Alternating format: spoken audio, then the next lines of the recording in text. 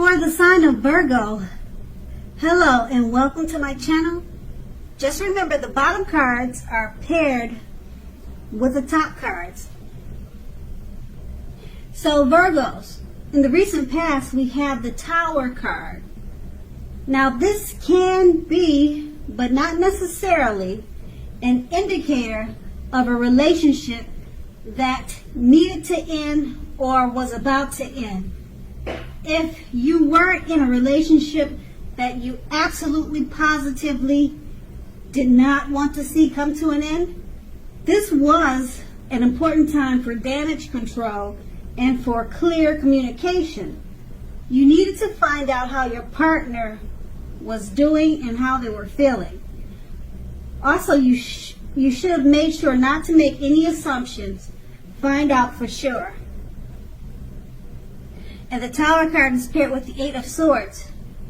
Now, when it comes to love, this card points to a need to seriously reevaluate a relationship. You may have been sticking with someone that was actually not good for you. You probably figured it's better than nothing. If that was the case, you needed to rethink your thoughts, because we all know that being in an unhealthy relationship is much worse than being alone. So if you are, or if you were in the past looking for love, first you need to look at how well you loved yourself. Someone else would not be able to come along and fix you. You needed to start where you were, or start working on you. And that would have been in the recent past. Now we move on to the present. We have the Queen of Wands. So the Queen of Wands, it can refer to a woman who has a lot of fire energy about her. She could be an Aries, Leo, Sagittarius. But it does not have to be. She could be other signs. But this card stands for those signs. So when we're not referring to an actual person, this card will stand for getting a lot accomplished. And often the focus is on work, career, but it could be relationships, friendships, family, but it's more so towards work. The Queen is a positive, uplifting energy. Now, if this does stand for actual female woman in your life, she's your good friend. She's your best friend. She's 100% on your side, even though she could probably seem sort of self-absorbed. If you are trying to conceive at this time, and this card appears in a reading, it's one of the most positive signs that there can be. Okay, and then that's with the Queen of Wands. And we move on to the Seven of Swords. Okay, so the Seven of Swords.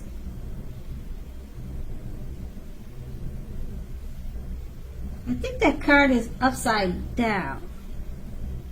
But I hope you can make it out. But I'll explain it to you. So sorry about that. Now the Seven of Swords, it can point to someone who is behaving with less than ethical intentions. Someone's not doing the right thing by you or in regards to you, or you could be doing that to them. Now, it sometimes could mean that they're prying into your life, or prying into someone's life where they don't belong. This could be you or someone else. Now, if you sense that someone is spying on you, then you're probably right. Also, if you are tempted to dig through someone else's life, go through someone's garbage, unless it's that of your children, your kids, or a child that has given you cause for concern, you need to resist that impulse, because we all know that everyone deserves privacy.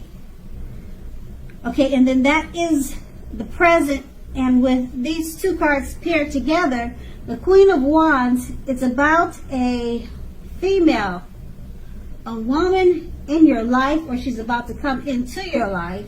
She's very fiery. She makes a very, very good friend. It stands for a woman in your life. It could be your mother, it could be your sister, your best friend, or it could be someone coming into your life. And she's there for you 100%. And it's paired with the Seven of Swords. Now, because the Seven of Swords is about behaving with less than ethical intentions, or prying into someone's life, I'm not sure if this female is such a positive energy, she wouldn't be doing that to you. So maybe you're suspicious and you'll be doing that to her. Now, a lot of people think good things just don't happen, or they just don't come by that easy. So maybe you'll be spying on her to see if she's really as such as a true blue as she seems.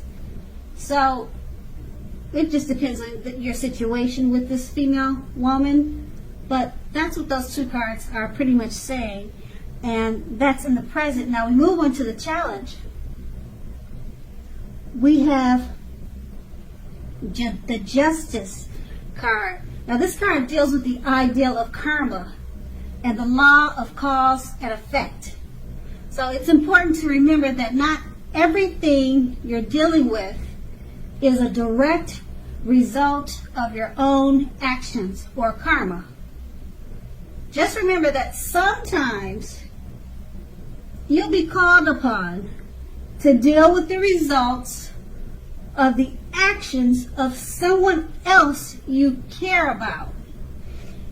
And remember that this can sometimes be as difficult and demanding as it is when you're up against something that is completely of your own making. So make sure, don't blame yourself unnecessarily. If you are directly involved in a court case, it is likely to be resolved, at least in a large degree, in your favor. And that's with the Justice card, and it's paired with the Fool card. Now the Fool card is always an indicator of newness in one form or another form, in one way or another way. So in many ways it indicates purity, open-hearted energy, and the innocence of a child. Children are trusting, and trust forms the basis of meaning for this card. Now this is usually considered a positive card, but there are certain things, or maybe one thing in particular, and that